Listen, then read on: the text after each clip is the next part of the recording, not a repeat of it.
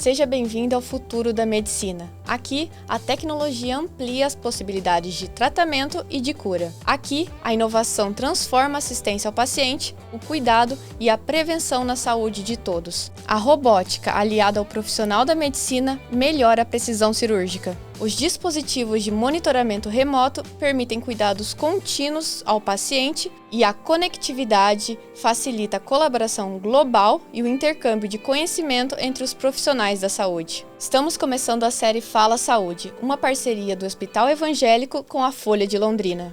Eu sou Jéssica Sabadini e estou aqui com o superintendente da Associação Evangélica Beneficente de Londrina, Eduardo Ottoni, com o diretor técnico assistencial, João Roberto Pazini, e com o diretor clínico do Hospital Evangélico de Londrina, Emanuel Góes Júnior.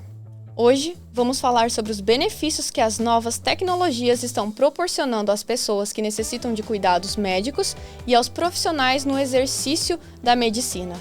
A medicina evoluiu junto com a humanidade e com as doenças que vão surgindo. A tecnologia, no seu passo, parece acelerar muito mais todos os processos de evolução. A gente vê isso ao observar o salto que a tecnologia deu nos últimos 15 anos, com a invenção do smartphone, por exemplo, que revolucionou o modo com que as pessoas vivem e interagem com o mundo. Doutor Emanuel, Como que na medicina a gente consegue sentir essa revolução da tecnologia? A medicina acompanha em muitos aspectos a tecnologia e ela usa essa tecnologia como instrumento.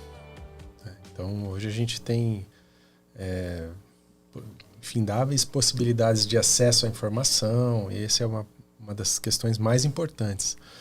E outras tecnologias também, como instrumentos cirúrgicos, instrumentos de diagnóstico, avançou muito, de procedimentos, por exemplo, cardiológicos ou neurológicos. Então, a tecnologia traz um avanço bastante interessante. E são instrumentos, né, desse avanço. A questão laboratorial também é bastante importante, né, de diagnóstico laboratorial, também tem andado muito nesses anos. E quando a gente fala, nessa medicina e na relação com o paciente, como que ele sente? Às vezes ele vai no hospital, ele não tem a dimensão, de quanta tecnologia está envolvido ali. Você pode explicar, detalhar, como que na prática ele consegue ver isso durante uma consulta, durante um atendimento? Não, é difícil perceber, então vou falar da seguinte maneira. A gente não consegue, eu como médico, vou falar por mim, eu não consigo entender muitas coisas que a tecnologia da informação dá. Por exemplo, internet, inteligência artificial, eu não consigo acompanhar. A questão do paciente também é do mesmo jeito, porque é difícil tecnicamente ele fazer uma avaliação dessas tecnologias. A gente tenta explicar e colocar para o paciente, até onde que a gente vai e o quanto a gente melhorou nesses anos. Mas aí vem de novo, a informação, a facilidade de informação que o paciente tem. E muitas vezes é muito comum a gente ver em consultório o paciente, não, porque eu já dei uma olhada e hoje eu já pergunto direto para o paciente, aonde você leu sobre o seu problema? Porque tem Dr. Google, Dr. Yahoo, tem inúmeros, tem chat, GPT, e aí sim vai. Então, eu sempre converso com o paciente e depois eu pergunto para ele, olha, o que você já leu sobre isso? O que você já viu para a gente poder esclarecer? Tem muita informação boa, tem muita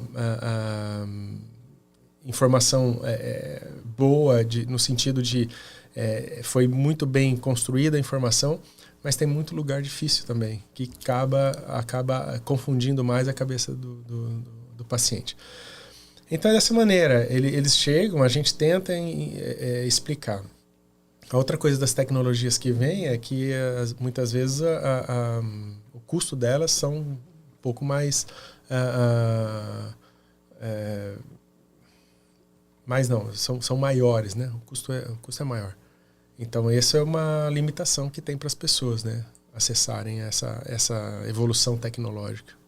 Então tem muito ponto, né, que a gente coloca. Mas eu acho que nada, em momento nenhum, vai substituir a conversa. A conversa ainda é primordial Nada nessa vai relação substituir. de profissional da saúde com o paciente. Porque eu posso mandar em texto para ele, paciente, ou eu posso mandar um vídeo, ou eu posso mandar um áudio, mas na hora de tirar dúvida, isso não substitui. Uma tomografia, uma ressonância, o paciente faz, mas a máquina não vai falar para ele o que é. Né? Então, por mais que a tecnologia evolua, eu acho que a gente não chegou no ponto ainda onde vai substituir a conversa frente a frente. Eu acho que isso aí ainda a gente não tem assim, como dizer que a tecnologia vai substituir ainda. Qual que é essa importância dessa troca frente a frente, né, com esse paciente? O que isso traz assim, de benefício para o tratamento dele, talvez a compreensão? O que o doutor destacaria? Eu falo, depois da primeira consulta, eu sempre falo para o paciente, anote as dúvidas que você tem. Traga escrito, pode ser no celular, pode ser no papel, mas traga escrito, porque muitas vezes na hora da conversa esquece. Eu já fui paciente e na hora da consulta eu esqueci de perguntar o que eu precisava. E isso acontece com todo mundo. Outra coisa, assim, no consultório médico, tirando assim poucas especialidades, ninguém vai lá tomar café comigo. A pessoa vai com um problema, ela vai com uma doença, com um problema a ser resolvido. Então, colocar a mão no paciente, relar, examinar esse paciente é muito importante. Minha mãe é professora e ela sempre falava para mim, fala assim, olha, Manuel, põe a mão no paciente, pega no ombro dele, põe a mão no ombro do paciente. E isso faz diferença para a pessoa. Eu não preciso ir lá, abraçar, beijar, nada disso. Mas, bom dia, boa tarde, boa noite, olha, vou te examinar, tal. Tem notícias difíceis. Né? Ontem mesmo eu dei notícia para um menino de 33 anos que foi operado numa urgência e quando chegou o resultado do exame ele era um câncer do colo. Um rapaz de 33 anos. Então, nessa hora, porque eu posso escrever, dar um papel para ele e falar, procura o médico lá. Mas e aí? Tanto nos momentos assim... São momentos difíceis. Cotidianos, quanto nos momentos difíceis, Exatamente. Esse contato entre o paciente e o médico é fundamental. Essa parte não existe substituição, não tem máquina que vai substituir isso. Vamos ver no futuro como é que vai ser, né? Mas eu penso claramente, assim, esses próximos 50 anos, eu não vejo, assim, muita coisa vai melhorar, muita coisa vai progredir, mas eu não vejo, assim, como substituir essa parte. E assim, você é cirurgião, né? Utiliza a robótica. Como que ela pode ser usada na medicina? Ela traz benefícios? Que tipos de benefícios? Por exemplo, talvez menos invasivo? O que ele facilita a recuperação do paciente? O que você destacaria em relação a isso?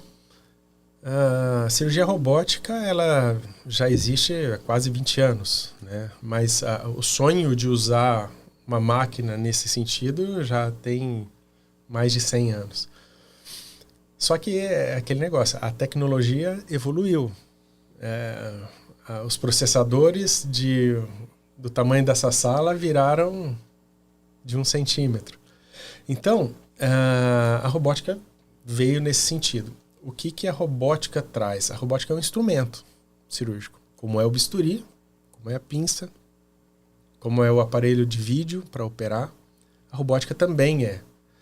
A robótica não substituiu o cirurgião, mas ela trouxe para nós uma precisão, uma segurança, uma amplificação de imagem. Então, a gente vê 5 milímetros como se fosse o tamanho da minha mão. Então, a precisão, ela traz assim, uma segurança no procedimento, ela traz uma diferenciação na hora da gente fazer o tratamento necessário. Então, a robótica traz isso. Ela é um instrumento que nos dá a possibilidade de fazer melhor. Mas a gente sabe o que tem que ser feito. Então, quem não sabe o que tem que ser feito, o instrumento não vai resolver, né? Então, isso é que a robótica traz. É uma união entre a tecnologia, a robótica e o profissional. A robótica é assim, eu vou falar da parte da cirurgia do aparelho digestivo, né, que é a minha área, mas é assim em todas as áreas, onde a robótica já atua, né? Eu preciso alocar o robô no paciente. Eu preciso manualmente fazer isso. Depois disso, que eu consigo ir para os controles e fazer os procedimentos. E aí, lá tem uma câmera que vai filmar e as pinças aonde a gente vai trabalhar. Então, é desse jeito. Então, ele obedece os meus comandos. Ele não faz nenhum movimento que eu não tenha. Então, assim, o robô que a gente tem disponível, eu encaixo o rosto para ver a imagem. Se eu tiro o rosto, ou seja, eu não estou mais vendo tela, não estou vendo mais o que está sendo filmado, as pinças travam, não se movimentam mais. Isso é uma maneira de segurança. Se eu volto, aí eu consigo voltar a manipular. Então, existem vários pontos de segurança dentro da operação com o robô que nos permite fazer, porque ele tem uma força enorme. E a gente não pode permitir que essa força seja transmitida para o paciente de uma maneira inadequada. Então, a presença do cirurgião no console, ele é fundamental. E se eu desencaixo do console, nada mexe mais. Eu posso fazer assim com as pinças lá no comando e o comando não vai acontecer. Você está no controle desse robô, que é uma extensão, talvez, a gente pode falar em uma extensão do seu corpo? A cirurgia minimamente invasiva, ela vem também há muitos anos sendo feitas por videolaparoscopia, né? Então, onde a gente usa instrumentos com uma câmera lá dentro. Só que aí eu estou segurando o instrumento, a pinça. Então eu volto. Se eu tirar a pinça, ela não está mais lá. O que muda do robô para isso? Em vez de eu pegar a pinça para fazer o trabalho, o console faz o comando ali. Então, e nisso existe uma fineza de movimentos que o robô permite, que ele corrige assim, por exemplo, tremor. O cirurgião que treme, numa cirurgia, vai ter dificuldade. O robô corrige isso. Então, na verdade, o robô traz um benefício que ele prolonga a vida útil do cirurgião. Esse é mais um ponto que ele traz também. Mas em termos de segurança, precisão, qualidade de tratamento, é muito bom. E tem em diversas áreas, né? Eu falo do aparelho digestivo, mas tem para ortopedia, tem para neurocirurgia, até tireoide tem, que é muito pequenininho o pescoço, né? Hoje em dia já estão fazendo protocolos para cirurgia do câncer de mama. Então, assim, não tem limite do uso da robótica. Tem o limite da técnica, como toda técnica tem o seu limite, mas a utilização e a prática ela vai acontecendo em todas as áreas. E tende a evoluir, crescer ainda mais, na sua visão? Tem muito para evoluir. Tem muito. Com tecnologia, por exemplo, de sutura ou instrumentos de energia que podem nos permitir. Então, hoje a gente já tem disponível e a gente logo vai começar a usar aqui dentro da câmera, do instrumento, do processador de imagem do robô. A gente pode usar uma substância que faz na veia do paciente, o anestesista faz lá, e a gente consegue ver se aquele segmento do intestino que eu estou mexendo, se ele tem perfusão sanguínea ou não. Então, quando eu tiro um tumor e vou fazer a junção do intestino, que a gente chama de anastomose, eu faço essa medicação e ela vai... É uma medicação, ela não tem um efeito no corpo da pessoa, mas ela vai me mostrar se essa região tem perfusão de sangue ou não. Então, eu já vi acontecer não tinha, tem que refazer, porque senão ia dar errado lá na frente. Então, esses níveis de precisão e de segurança que ele traz é muito grande. Dr. Pazini, às vezes a gente ouve falar nessa questão da utilização da robótica na medicina como algo até futurista, né? E que pode soar, assim, distante até de um tratamento humanizado do paciente. Como que a gente alia esse tratamento humanizado com esses avanços tecnológicos? Eu acho que o Dr. Emanuel já colocou, de certa forma, essa questão. A robótica, ela vem para auxiliar com uma tecnologia de ponta que promove a qualidade, a segurança de quem está fazendo a cirurgia, quem está fazendo o ato cirúrgico e também a segurança de quem está sendo operado. Mas isso não substitui a parte humana, a parte de relacionamento com o paciente.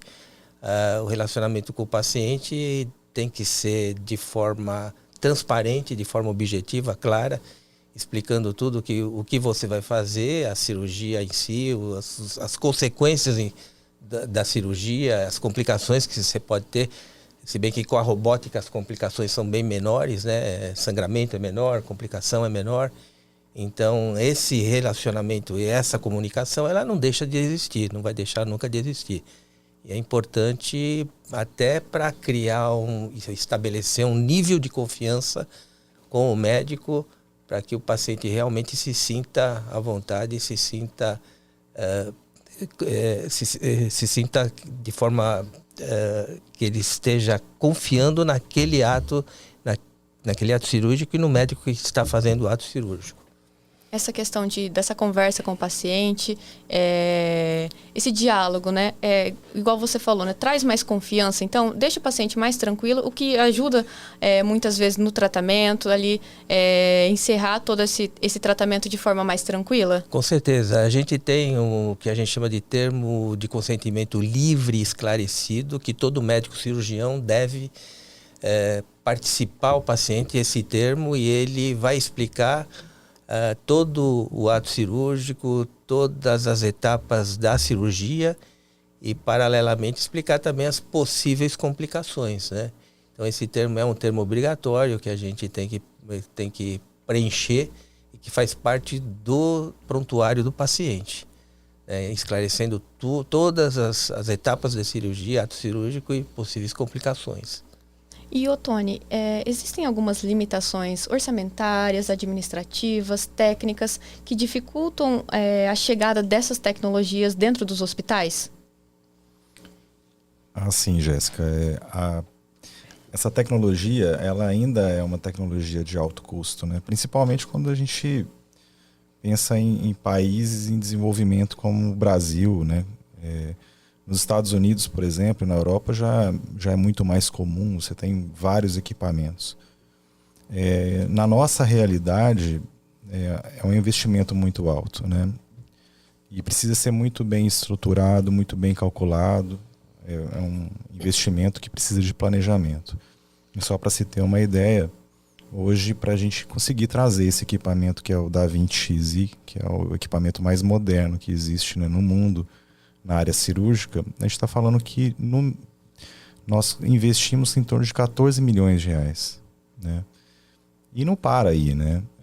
Porque esse investimento, você também tem que vir acompanhado de uma equipe multiprofissional, por exemplo. Então, nós tivemos que contratar enfermeiras especializadas, equipe multi-especializada, desenvolver treinamentos, adequações em áreas que dão suporte, exemplo, central de material esterilizada, que o investimento, fora esse valor que eu falei, chega a quase 3 milhões de reais, com as autoclaves, né? E processos de esterilização, por exemplo, dessas pinças, né? Então, ainda é um investimento muito alto. Porém, é inevitável, né, que você, ao longo do tempo, comece a utilizar, e com o tempo, a expectativa, inclusive, é que essa cirurgia, assim como era a cirurgia citada pelo Dr. Emanuel lá atrás, né, quando era a cirurgia antes aberta, depois passou para vídeo, laparoscopia, que no início era muito, muito alto o custo, e depois se popularizou, a mesma expectativa vai ser para a robótica, né, que a nossa intenção é que, inclusive, a gente consiga contribuir para popularizar esse acesso e democratizar esse acesso a um número cada vez maior de pessoas, que hoje, muitas vezes, acaba saindo, né, de Londrina, indo para Curitiba ou para São Paulo, em busca de um atendimento de qualidade dentro de um atendimento robótico. Além desse custo, né, tem mais alguma barreira que você acha que precisa ser superado?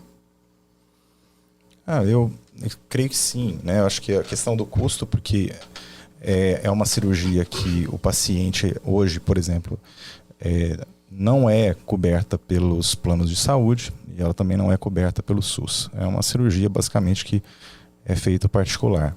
Então, existe, né, toda uma intenção por parte do Hospital Evangélico, inclusive em realizar parcelamentos, facilitações para que o paciente consiga acessar essa última tecnologia.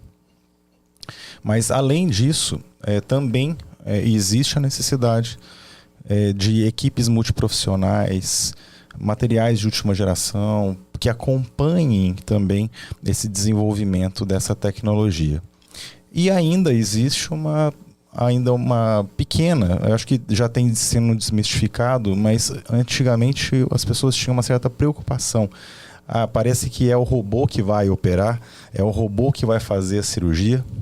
Até existem robôs que hoje eles fazem uma parte do procedimento, mas na sua grande maioria das vezes, quem realmente realiza o ato cirúrgico é o médico, né?